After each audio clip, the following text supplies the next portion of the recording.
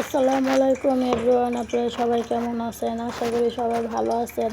আলহামদুলিল্লাহ আমিও ভালো আছি। তাই আরেকটা ভিডিও নিয়ে আসলাম। আমি কি রান্না করব আজকে আমার জন্য, তাই ভাবলাম যে আপনাদের সাথে একটু শেয়ার করি। যখন কাটাকুটি করছি তখন আপনাদের সাথে শেয়ার করি নাই, তাই এখন রান্না বসাবো, তাই আপনাদের সাথে শেয়ার করব। এখানে আমি মুরগি কয়েকটা হলুদ মরিচ মাখা রাখছিলাম, ওগুলি হালকা একটু ভাজা দিয়ে নিতেছি তেলে। কারণ সবাই তো জানেন ব্রয়লার মুরগি তেমন একটা খাইতে ভালো লাগে না। আর আমি এইভাবে তরকারি রান্না করতেছি আজকে, এইভাবে বলতে কি আজকে আমি মুরগি তরকারি রান্না করতেছি প্রায় 2-2.5 মাস পরে। কারণ মুরগি তরকারি আমি রান্না করি না, খাইতে ভালো লাগে না, এই কারণে মাঝে মাঝে খিচুড়ি রান্না করে খাই, মাঝে মাঝে পিজা খাই। এছাড়া আমি মুরগি রান্না করিও না, খাইও না, কারণ আমার কাছে ভালো লাগে না। আর এভাবে রান্না কয়েকবার করে খাইছি, ভালোই লাগে। ভাবলাম যে আপনাদের সাথে আজকে একটু শেয়ার করি, এই কারণে আজকে আর কি ভিডিওটা করা। আর এখানে আমি বেগুন আর আলু দিতে হালকা একটু হলুদ করে থাকতে দিছি, দিয়ে মাইখা নিলাম। কিন্তু বোঝা যায় না যে আমি হলুদ দিয়ে মাখছি, কিন্তু এই জায়গায় হলুদের গুঁড়াগুলি আনতে ভালো না, বেশি একটা কালো কালো দেখা যায়। কোনো কিছু মুরগি টুরগি মাখলে কিংবা বেগুন টেগুন ভাজলে ওগুলোতে মাখলে এরকম না, তার ডিশ কালার হয়ে থাকে, কালারটা দেখে তো সুন্দর না। জানি না করতে গেলে কারণ সেই মেখে থাকছি, দেখতে পারবো না। আর এইখান দিয়ে আমার মুরগি ভাজা হয়ে গেছে অর্ধেক, আর কি এক সাইড হয়ে গেছে ভাজা, তো ওই সাইডে মুরগি করে দিতে আসছি।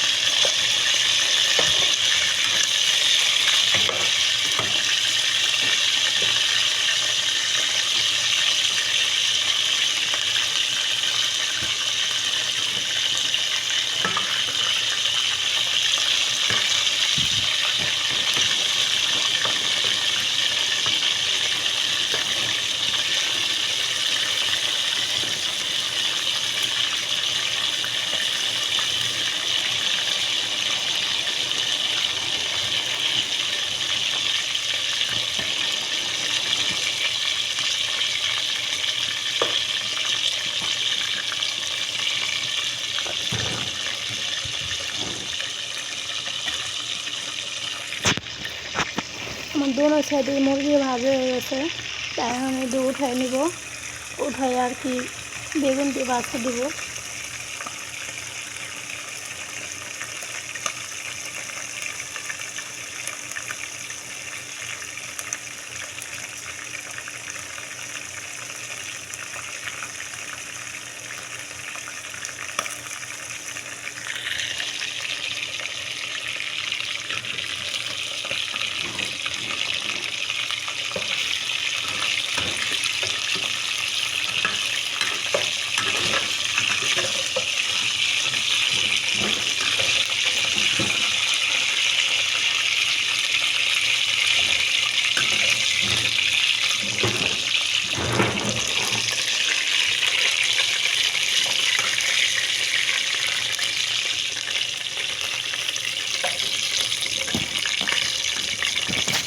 বেগুন তেমন বেশি একটা ভাজা দেবো না, হালকা ভাজা দেবো।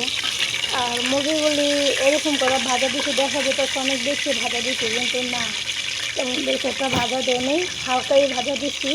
কিন্তু আর কি একটু কালারটা আর কি যাতে একটু পুরা পুরা কালার করছি, এই কারণে দেখা যেতেছে যে বেশি ভাজা দিচ্ছি, বেশি ভাজা দেয় নাই, জালটা বাড়াই দিচ্ছিলাম তো, এই কারণে কালারটা ওরকম দেখা যেতেছে। আর এখানে বেগুন আর আলু দিয়ে দিচ্ছি লাস্টে। এগুলো বেশি একটা ভাজা দিব না, হালকা ভাজা দিব। আর ঠান্ডা আজকে আমার গলাটা যেরকম লাগতেছে, কারণ সেই ডেরোতে আমি আসার পর থেকে আমার গলায় সমস্যা। যাই হোক, এখন দেখতে থাকুন।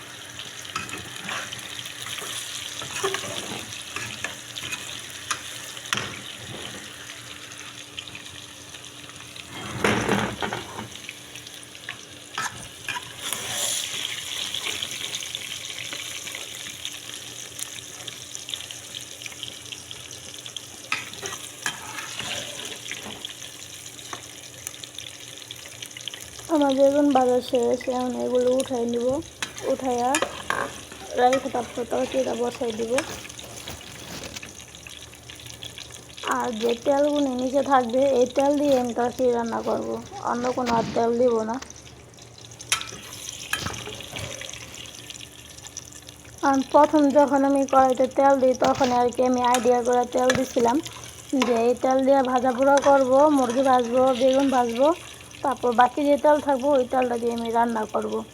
এই কারণে আমি একবারই তেলটা দিছি, যাতে বারে বারে না দেওয়া লাগে।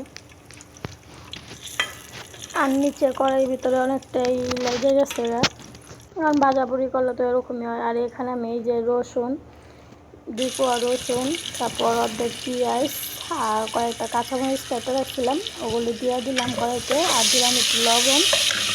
এখন পেঁয়াজটা আর কি তো হালকা বাটা দিয়ে নেব।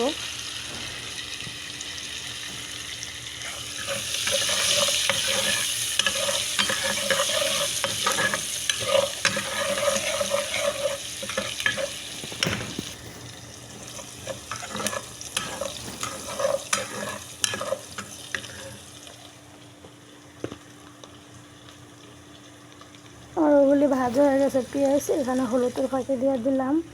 আর দিয়ে দিব এখন ধনিয়ার গুঁড়ো।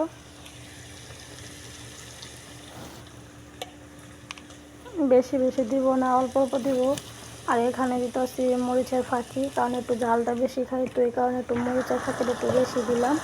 কারণ ওগুলিতে যত আমি হলুদ মরিচ দিয়ে মাখছি, এই কারণে আর কি হলুদ মরিচ একটু কমাই দিলাম। কারণ মরিচের ফাঁকিটা একটু বেশি দিয়েছি, কারণ আমি ঝাল খাই, এই কারণে।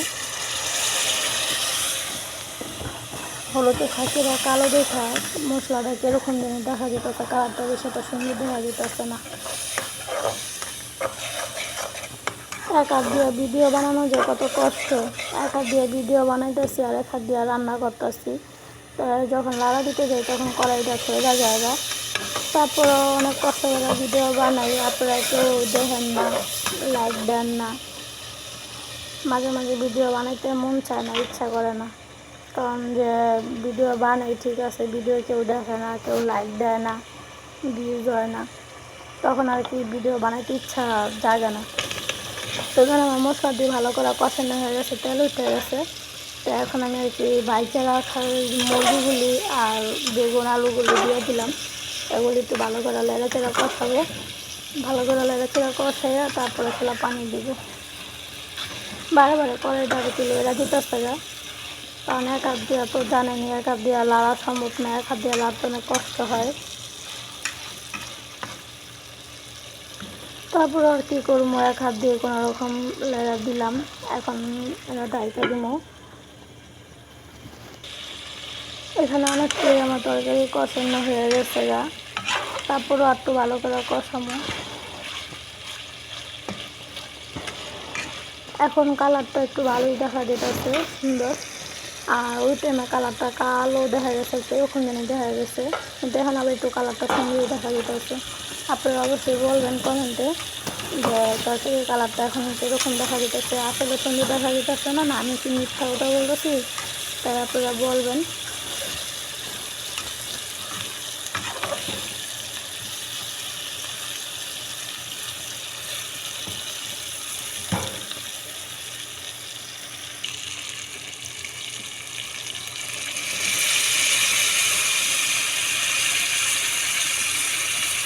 আমার তরকারি কষানো শেষ, এখানে পানি দিয়ে দিলাম।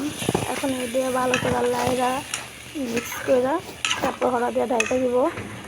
আর পানিটা মনে হয় একটু কম হয়ে গেছে, আর একটু পানি দিলে ভালো হইব, তো দিয়ে দিলাম।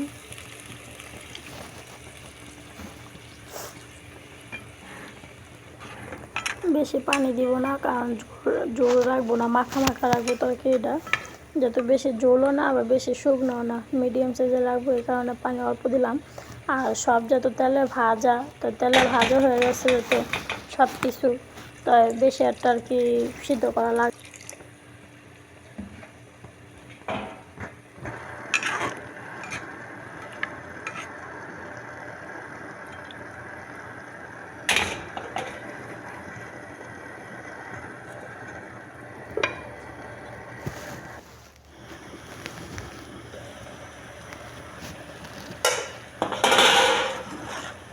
এখন আবার কালারটা খারাপ দেখা যেতেছে, এখন আবার কালারটা সেটা ভালো দেখা যায় না, কি কীরকম হলুদের ফাঁকি এনে দেয় জানি না।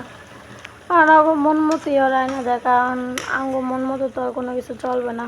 ওরা অগো মন মতোই সব কিছু ঠিক, আমাদের মন মতো কোনো কিছুই ঠিক না, কারণ এই জায়গায় আমাদের স্বাধীনতা বলতে কিছুই নেই।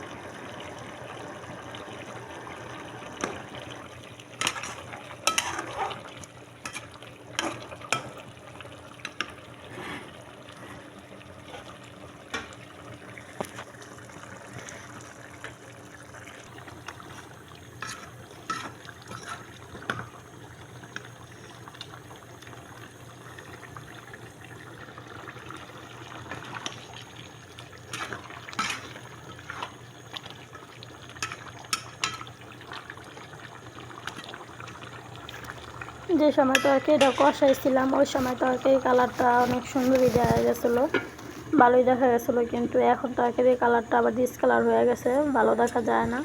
কারণ আমার কাছে যেহেতু ভালো লাগে না, আপনাদের কাছে কেন ভালো লাগবে, আপনাদের কাছেও ভালো লাগবে না কালারটা, কারণ কীরকম লাগতেছে কালারটা, আমতা আমতা করতেছি। যাই হোক, কী আর করার আছে, কিছু করার নাই, এগুলোই খাইতে হবে। আবার তরকারিটা দেখলাম লবণ ঠিকঠাক আছে কিনা, লবণ ঠিকঠাক আছে সব কিছুই। তো যাই হোক, আর একটু জল শুকাইয়া তারপর তরকারিটা নামাই ফেলাইব। আমার তরকারি রান্না কমপ্লিট। ভিডিওটা অনেক বড় হয়ে গেছে, আর বেশি বড় করব না। এখন আপনাদের কাছ থেকে সবার কাছ থেকে বিদায় নিব। আর সবাই ভালো থাকবেন, আর আমার চ্যানেলটা করে দিবেন।